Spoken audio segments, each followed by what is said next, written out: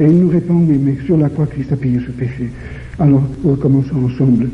Et nous retrouvons instantanément notre communion avec Dieu. La face de Dieu nous est de nouveau dévoilée. Mais si je ne confesse pas mon péché, le Saint-Esprit est attristé.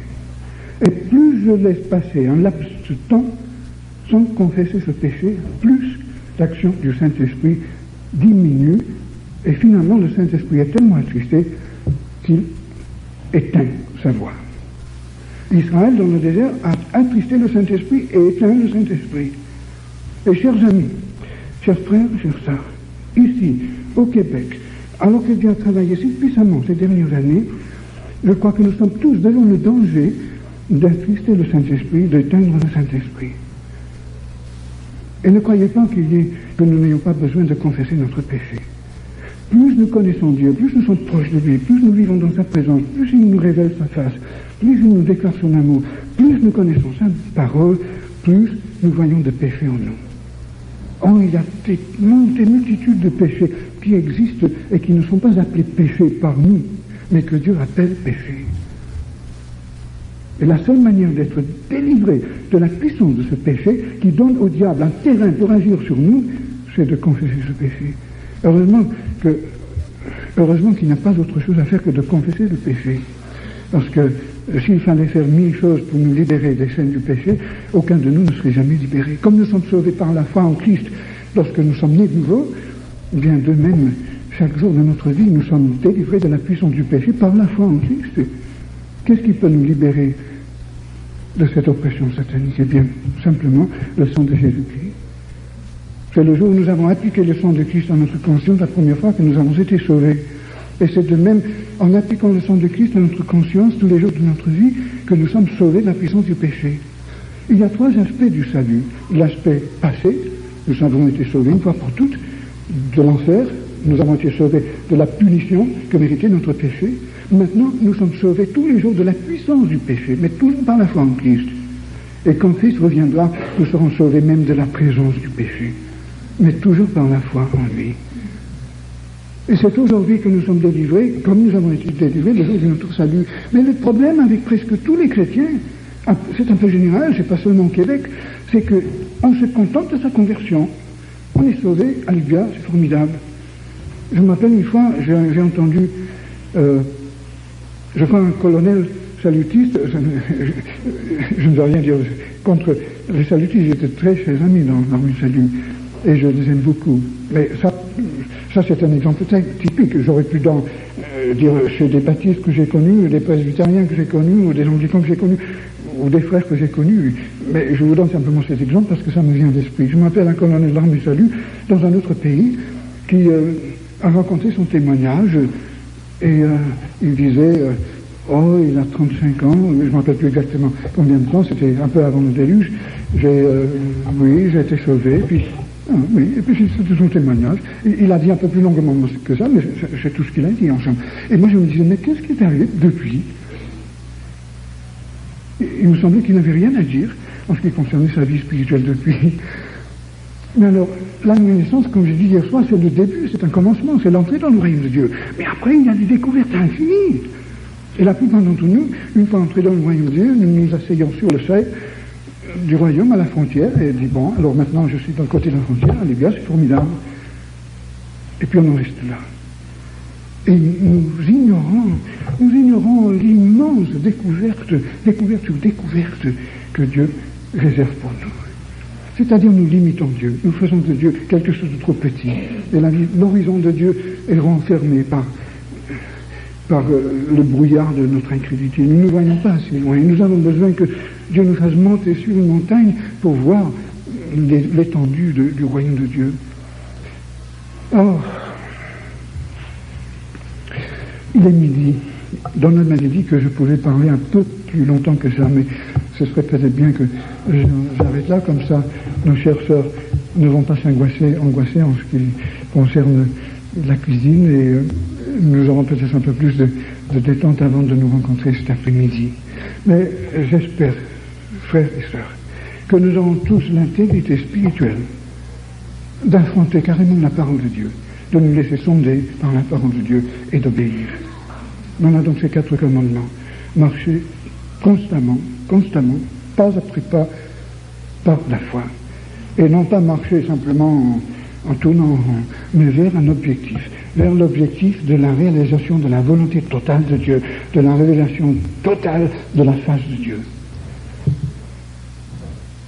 Et pour faire cela, il faut donc marcher par l'Esprit, il faut avancer par l'Esprit, pas à pas.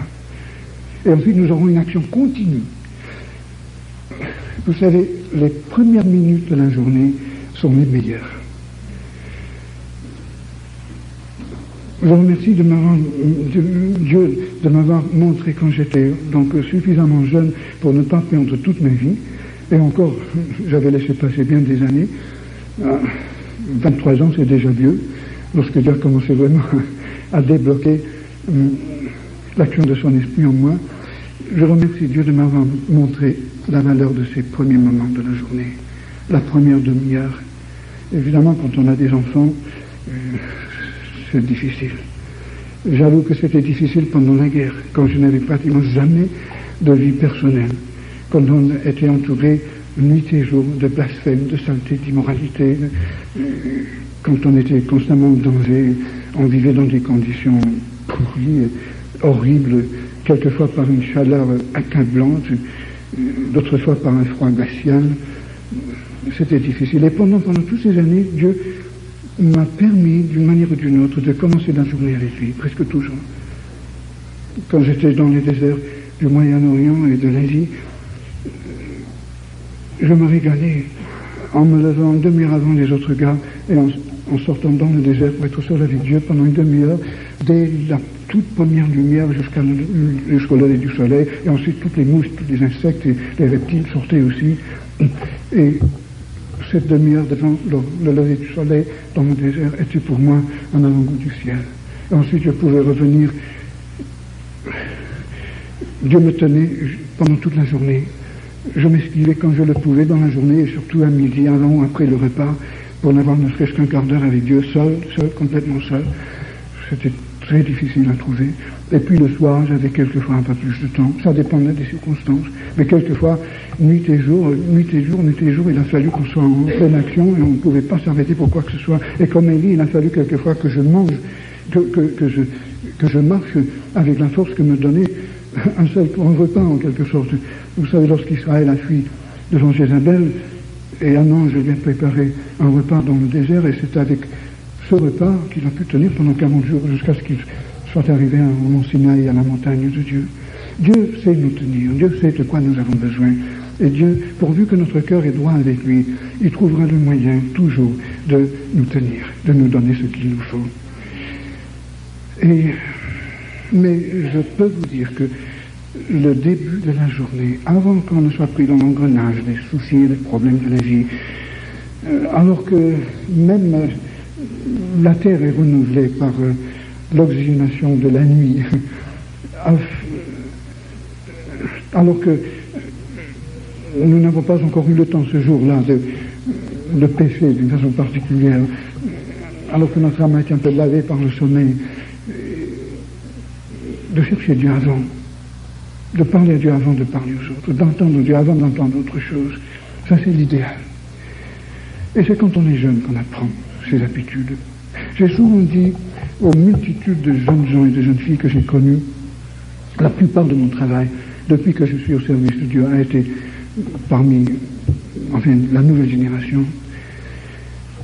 Je leur ai toujours dit, maintenant que vous êtes encore jeunes, avant même d'être fiancés, avant d'être mariés, avant d'avoir des enfants, avant d'avoir à travailler comme un fou pour maintenir une famille, maintenant, rencontre Dieu. Comme Jésus a fait ces 40 jours avant son ministère, comme Jean-Baptiste a fait avant de commencer à prêcher. Il a été dans les déserts jusqu'au jour de son apparition. Et comme Moïse, ses 40 ans dans le désert. Et comme, autant que nous le sachions, tous les hommes de Dieu dans la Bible et dans l'histoire. Trouve le temps alors que tu es jeune. Souviens-toi de ton Créateur maintenant, lors de ta jeunesse, avant que ne viennent les mauvais jours. Avant qu'on perde ses facultés, avant qu'on s'affaiblisse, avant qu'on soit écrasé par les soucis et les problèmes de la famille, avant que vos nuits ne soient cassées en deux par 2 ou 3 enfants qui pleurent, avant qu'il ne faille veiller tard pour finir son travail. Quand vous êtes jeune, rencontrez Dieu, disciplinez-vous, Prenez l'habitude de lire la Bible systématiquement, soyez à l'écoute de Dieu. Et puis quand viendront les mauvais jours, non seulement les jours de la vieillesse, ou les jours d'une guerre, ou d'une catastrophe, ou la maladie, ou autre chose, avant tout cela, et avant que ne tombent sur vous tous les soucis de la vie, quand vous avez une femme, des enfants, qui ont besoin constamment de tout votre effort, avant que vous soyez dans un travail qui vous accapare jusqu'à la dernière goutte presque de vos forces, avant tout cela, donnez à Dieu les prémices de votre vie. Et puis vous trouverez, une fois que vous êtes marié, une fois que vous avez des enfants, une fois que vous êtes dans l'engrenage de ce monde infernal, vous aurez déjà une certaine discipline, une certaine habitude. Vous avez éprouvé le besoin de rencontrer Dieu, le besoin de connaître sa parole, le besoin de l'écouter. Et ce sera relativement facile de maintenir votre discipline, même si vous devez, pendant quelques années ou de temps en temps, avoir un peu moins de temps avec Dieu, comme comme Élie, cette fois-là, quand il n'a eu qu'un repas pendant 40 jours. Dieu vous tiendra pendant ces années difficiles. Et une fois qu'on a mis le contact, une fois qu'on a cette communion avec Dieu, il est relativement facile de maintenir cette communion. Mais si vous allez attendre des années avant de commencer, dites-vous bien que le prix sera infiniment plus élevé, ce sera infiniment plus difficile, et vous n'atteindrez peut-être jamais ce que vous aurez pu atteindre si vous aviez donné donné à Dieu les prémices. Vous savez qu'Israël a reçu de Dieu deux ordres, de lui donner d'abord la prémisse de toutes les récoltes, le premier germe de blé mûr, les premières grappes de raisin, il fallait donner à Dieu les prémices. Et ensuite, Dieu assurait la moisson. Et à la fin de la moisson, on pouvait donner à Dieu toute la dîme. Et on donnait à Dieu les prémices de notre journée, les premières minutes ou la première lumière. Ça, avec Dieu, eh bien, Dieu nous garantit la dîme. Et au cours de la journée, nous pouvons trouver Dieu et trouver le temps pour Dieu. Oh, j'avais dit que j'allais arrêter à midi, mais j'ai encore une autre chose qui me vient à l'esprit. Excusez-moi. Je me demande si je ne commets pas le péché de parler beaucoup.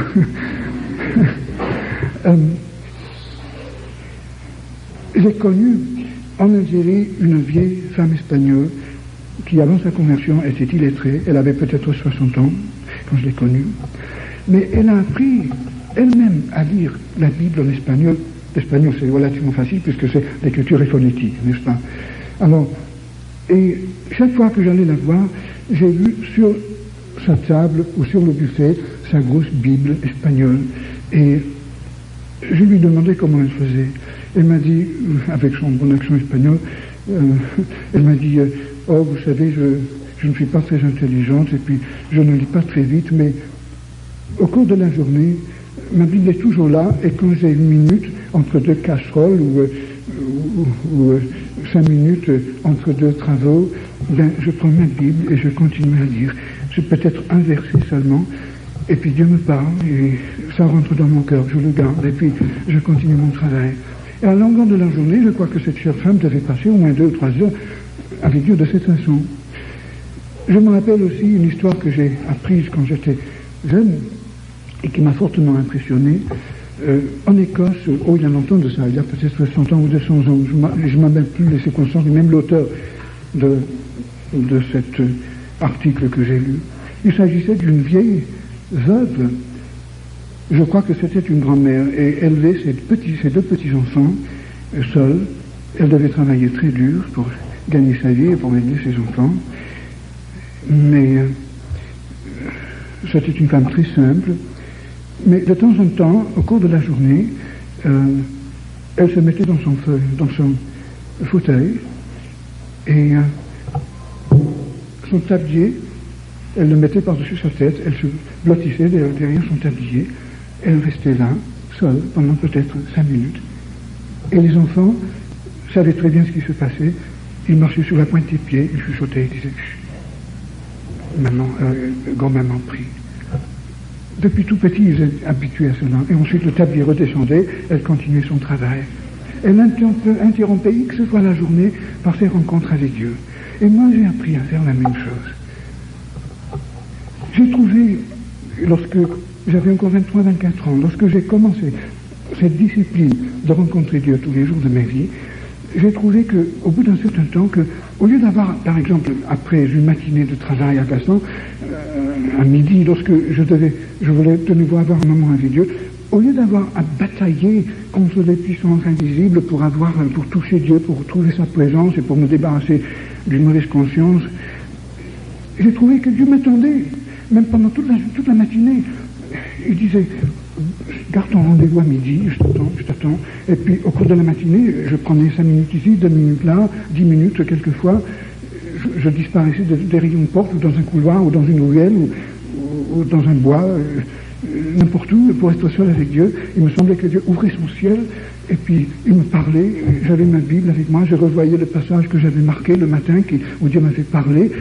Et puis je continuais à lire un petit peu, Dieu me disait encore autre chose, je le marquais dans ma Bible, et puis je revenais faire mon travail, mais absolument rempli de Dieu. Et lorsque, à midi, je pouvais disposer peut-être d'une demi-heure avant ou après le repas, au lieu d'avoir, comme j'ai dit tout à l'heure, à batailler pour trouver la présence de Dieu, Dieu venait à ma rencontre.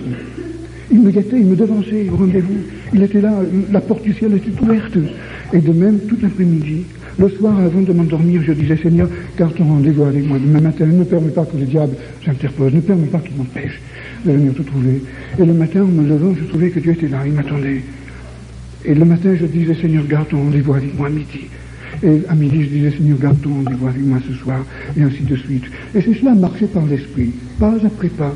Et la journée qui, pour moi, autrefois, avait été misérable, une journée de découragement, de défaite, de désespoir, est devenue pour moi un pont qui me faisait passer, dès les premiers moments de la matinée, par toute la matinée, ensuite un deuxième pilier à midi, me maintenait au même niveau spirituel, et cela me tenait jusqu'au soir, et ma rencontre avec Dieu le soir me tenait jusqu'au lendemain matin. C'était comme un pont avec ces 3 piliers chaque jour qui permettaient que ma vie spirituelle se passe dans la présence de Dieu, nuit et jour. Et en plein travail, en souffrant, même en plein travail intellectuel qui apparaît tout mon cerveau, quand même, je trouvais que même mon âme était inondée de la lumière de la face de Dieu. Je vivais le ciel tout en travaillant, en souffrant. Et c'était ce genre de vie. Dieu m'a montré c'est la vie chrétienne normale. Chers amis, disons-nous bien que Dieu est absolument fantastique. Et le diable veut nous faire croire qu'il n'est pas très intéressant. Comment nous devons Dieu à un moment. Oh Père, oh, je sais que tu es 10 000 fois plus merveilleux, plus puissant, plus juste, plus beau, plus rempli d'amour, de grâce que tout ce que j'ai pu dire. Et je sais que je te connais encore de façon infime. Seigneur, je voudrais que toi-même tu parles à tous mes frères, à toutes mes sœurs ici, que tu démasques la fausse image que le diable crée de toi, cette caricature, et que tu ouvres ton ciel, que tu te dévoiles, que chacun de nous puisse être complètement ébloui par la réalité de ta personne, que chacun de nous puisse t'aimer de tout son cœur, de toute sa pensée, de toute son âme, de toute sa force. Oh, nous savons que c'est là le secret de la vie, et nous te demandons, Seigneur, de nous garder contre nos 2 grands dangers, une volonté non soumise à la tienne, et une conscience souillée par le péché. Seigneur, permets-nous de régler ces 2 questions avec toi maintenant, et constamment, tant que nous serons sur cette terre, et donne-nous de pouvoir foncer par la foi en Christ. En son nom. Amen.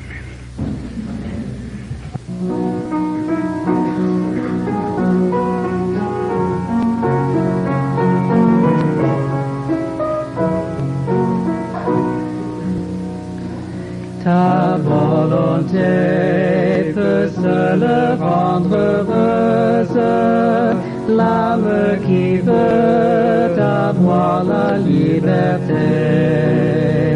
Elle est toujours plus précieuse à qui cherche la sainteté. Douce est ta volonté, agréable et parfaite, car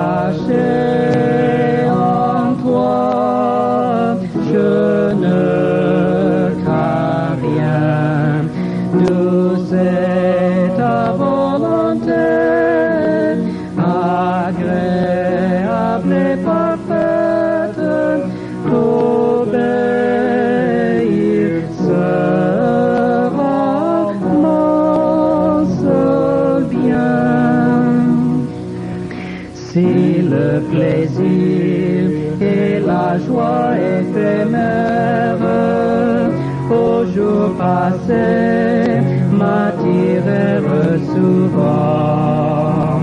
Que désormais à ta lumière je sois toujours obéissant. Tout c'est ta volonté, agréable et parfaite, cachée en toi, je ne crains rien. Douce est ta volonté, agréable et parfaite, t'obéir sera mon seul bien. Et protégé par ta toute puissance de tes chemins, je ne m'égare plus. Te suivant dans l'obéissance, je ne serai jamais confus. Tout c'est ta volonté, agréable et parfaite, cachée en toi, je ne crains rien. Tout c'est ta volonté, agréable